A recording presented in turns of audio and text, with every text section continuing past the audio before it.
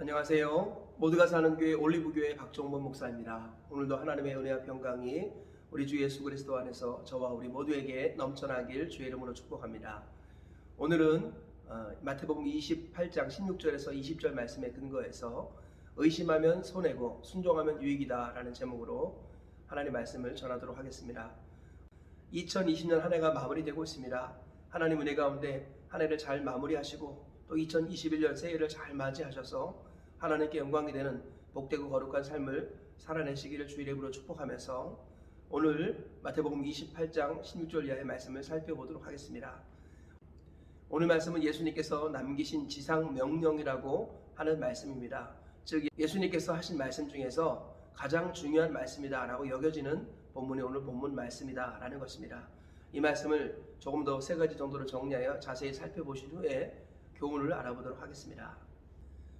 첫째로 예수님의 부활을 의심하는 자도 있고 경배하는 자도 있었다라고 오늘 본문에서 말씀하고 있습니다. 오늘 본문 16절 이하에 이렇게 말씀합니다. 11 제자가 갈릴리에 가서 예수께서 지시하신 산에 이르러 예수를 배웠고 경배하나 아직도 의심하는 사람들이 있더라. 네, 11 제자들 중에서 예수님의 부활을 아직도 의심하는 사람이 있었다라고 말씀하고 있습니다. 제자들의 수준이 완전하거나 온전하지 않았다라는 것을 보여주는 한 예이기도 하고 또 의심하는 것이 바람직하지 않다라는 것들을 또 말씀하고 계시는 부분이 되겠습니다. 둘째로 예수님께서 네 가지 가장 중요한 명령을 주셨다라는 것입니다. 첫 번째는 가라, 두 번째는 제자 삼으라, 세 번째는 세례를 베풀라, 그리고 네 번째는 가르쳐 지키게 하라. 이 네 가지 명령을 제자들에게 주셨습니다. 본문 19절 이하에 이렇게 말씀하고 있습니다. 그러므로 너희는 가서 모든 민족을 제자로 삼아 아버지와 아들과 성령의 이름으로 세례를 베풀고 내가 너에게 분부한 모든 것을 가르쳐 지키게 하라. 가장 중요한 말씀은 제자 삼으라 라는 것입니다. 제자를 삼기 위해서 우리 주님께서는 가라 라고 말씀하시고 그리고 세례를 베풀라, 즉 전도해서 구원받게 하고 그 신앙이 공개적이 되게 하라 라고 말씀하는 거지요. 그리고 마지막 세 번째로는 가르쳐 지키게 하라. 스스로 설 때까지 단순 반복 지속적으로 양육하고 훈련시키라, 이렇게 말씀하고 있는 것입니다. 셋째로 세상 끝날까지 내가 너희와 항상 함께 있으리라 라고 약속하셨습니다. 20절 하반절에 이렇게 말씀합니다. 볼지어다 내가 세상 끝날까지 너희와 항상 함께 있으리라 하시니라. 네, 우리 주님께서는 세상 끝날까지 우리와 함께 하시겠다 약속하셨는데요, 문맥적으로 보면 누구와 함께 하시겠다고 말씀하신 것이냐, 바로 가서 제자 삼고 세례를 베풀고 그리고 가르쳐 지키게 하는 이 제자들과 함께 하시겠다라고 약속하셨습니다. 오늘 이 말씀에 근거해서 얻을 수 있는 교훈들을 살펴보도록 하겠습니다. 첫째로 의심하면 나의 손해고 순종하면 나의 유익이다 라고 오늘 본문에서 교훈을 발견할 수 있습니다. 예수님께서 500여 형제에게 일시에 보이실 정도로 분명히 부활하셨습니다. 부활이 가짜라면 속일 수는 있을지 모르겠지만 그 사실을 위해서 목숨을 바칠 수는 없는데, 수많은 성경 역사들을 보고 또 초대교회 역사를 보면 예수님께서 죽으시고 부활하셨다는 이 사실을 전하다가 죽은 사람이 정말 많이 있습니다. 예수님의 부활은 명백한 사실이죠. 그리고 제자들도 예수님 십자가에 못 박혀 죽으신 것을 알고 있습니다. 완전히 죽었습니다. 그리고 3일 만에 예수님이 살아나셨어요. 제자들 앞에서 떡도 먹으시고 고기도 잡수셨습니다. 우리 주님께서는 도마를 비롯하여 많은 사람들에게 부활을 확증시켜 주셨습니다.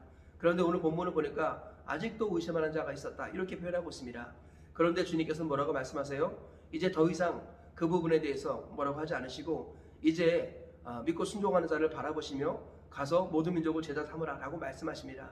즉 우리가 의심한다 할지라도 순종하는 자를 통해서 하나님 나라의 역사는 지속되고 계속된다라는 것입니다. 그러므로 의심하면 자기 손해입니다. 하나님의 역사가 진행되고 있는데 의심하고 머물러 있는 것은 100% 자기 손해라는 것입니다. 명백하게 주님이 부활하셨습니다. 우리가 이 사실을 믿으시길 축복합니다. 우리가 믿는 예수님은 둘 중에 하나예요. 미치광이 아니면 하나님, 둘 중에 하나입니다. 많은 사람들이 예수님을 훌륭한 도덕교사, 정치가, 사상가 이렇게 해석하기도 하는데 절대 그렇지 않습니다. 성경을 객관적으로 보면 예수님은 하나님이거나 아니면 미치광입니다.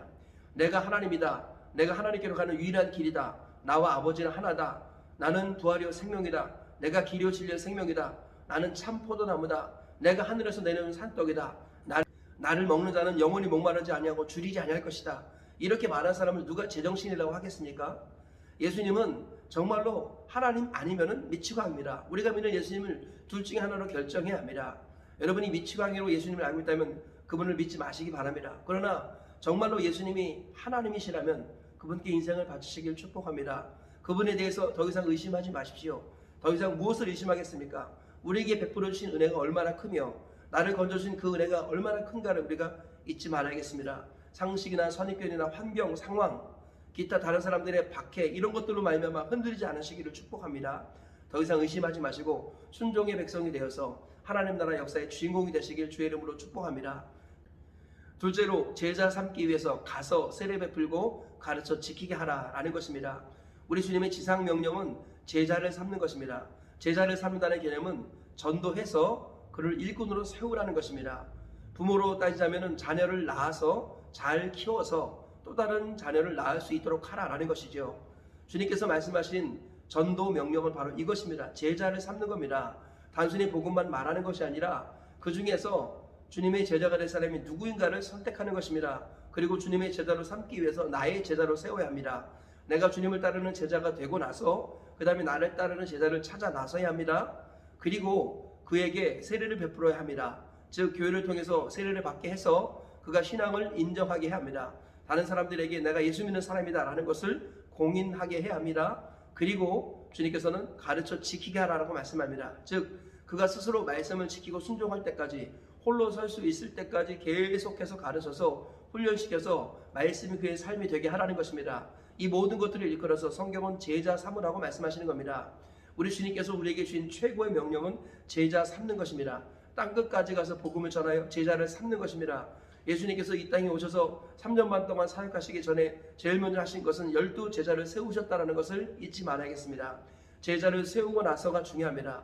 제자를 세우고 나서 그 다음 사역들을 해야 하는 것입니다. 교회가 사람을 많이 모으는 것에 우선을 두면 마지막에는 어려움을 겪습니다. 교회는 제자를 세우는 것이 우선입니다.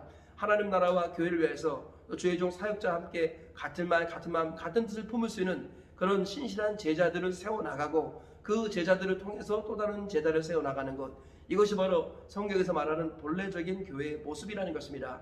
제자를 삼기 위해서 가서 세례 베풀고 가르쳐 지키게 하는 것, 이것이 교회의 본질적인 사명이라는 것을 다시 한번 기억하시길 축복합니다. 저와 우리 모두가 이 본질로 돌아가셔서 제자를 삼기 위해서 오늘도 삶의 현장에 찾아가시기를 축복합니다.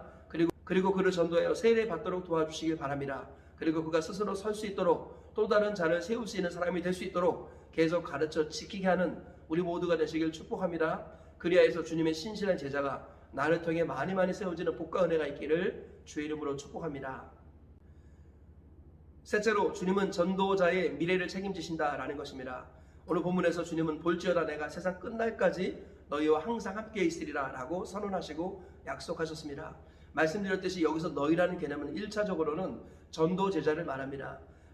주님의 말씀을 붙들고 제자를 삼기 위해서 가서 세례 베풀고 가르쳐 지키게 하는 그 사람과 주님이 항상 함께 하시겠다고 약속하신 겁니다. 한마디로 말하면 하나님께서는 전도자와 함께 하시겠다라고 약속하신 겁니다. 복음을 전하고 하나님 나라를 우선으로 바라보며 예수님의 지상 명령을 삶의 자리에서 순종하는 그 사람과 주님이 항상 함께 하시겠다고 약속하신 겁니다. 하나님께서는 아무나 함께 하시는 것이 아니다라고 분명히 말씀합니다. 물론 우리 주님께서는 편재하시기 때문에 누구나 다 함께 하십니다. 그러나 우리가 꿈꾸는 것은 편재가 아니라 임재입니다. 하나님께서는 우리가 편재를 누리는 것이 아니라 임재를 누리기 원하십니다. 나를 통해서 주의 복음이 강력하게 선포되어지고 주님의 제자가 세워지기를 원하시는 것입니다. 하나님 우리가 임재를 누리기 원하시는 겁니다. 그래서요 우리가 임재하신 하나님을 맛보기 원하고 누리기 원한다면 세상 끝날까지 함께 하시는 주님을 나의 주님으로 모시기 원한다면 가서 제자 삼아야 합니다. 복음을 전하는 삶이 우리 삶의 중심이 되어야 합니다. 전도자가 될 때 하나님께서 그의 미래를 책임지시겠다고 약속하신 것입니다. 이 말씀의 원리를 꼭 깨달으시길 주의 이름으로 축복합니다. 우리 사도 바울이 했던 말을 잊지 말아야겠습니다. 내가 복음을 전할지라도 자랑할 것이 없으면 부득불해야 할 일입니다. 만일 내가 복음을 전하지 않는다면 내게 화가 있을 것이로다.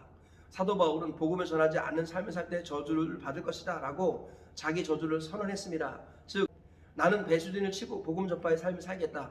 복음 전파 외에는 소망이 없는 인생이 되겠다. 영광이 아닌 것에 인생을 낭비하지 않겠다. 썩어질 것에 미련을 두지 않겠다라고 선언하는 것입니다. 오로지 복음 전파의 삶을 살아가기로 결심하고 선언하는 것입니다. 우리도 이와 같이 복음 전파가 우리 삶의 중심이 되어야 할 줄 믿습니다. 그러면 하나님께서는 우리 모든 필요를 채워주시겠다고 약속하셨습니다. 물질이 필요하면 물질을 채워주시고, 집이 필요하면 집을 주시고, 차가 필요하면 차를 주시고, 관계가 필요하면 관계를 만들어 주시고, 화목과 회복이 필요하다면 그것을 허락하여 주시겠다고 주님은 약속하셨습니다. 주님은 전도자의 미래를 책임지십니다. 이 원리를 꼭 깨달으시고 저와 우리 모두가 문제와 싸우지 마시고 하나님께서 주신 지상 명령, 복음의 본질에 집중하셔서 전도인의 삶을 사시길 축복합니다. 그래서 전도자의 미래를 책임지시는 하나님의 영광을 누리시기를 주의 이름으로 축복합니다. 말씀의 결론을 맺겠습니다. 예수님의 지상 명령이 되는 오늘 말씀을 통해서 세 가지 교훈을 발견했습니다. 첫째로 의심하면 손해고 순종하면 유익이다 라는 것입니다. 많은 사람이 의심할지라도 하나님의 나라 역사는 순종하는 한두 사람을 통해서 지속됩니다. 그러므로 순종하는 자의 반열에 오르셔서 하나님께서 주시는 모든 유익들을 다 받아 누리시기를 축복합니다. 둘째로 제자 삼기 위해서 가서 세례 베풀고 가르쳐 지키게 하라라는 것입니다. 우리 주님은 제자 삼는 것을 가장 중요한 사명으로 여기십니다.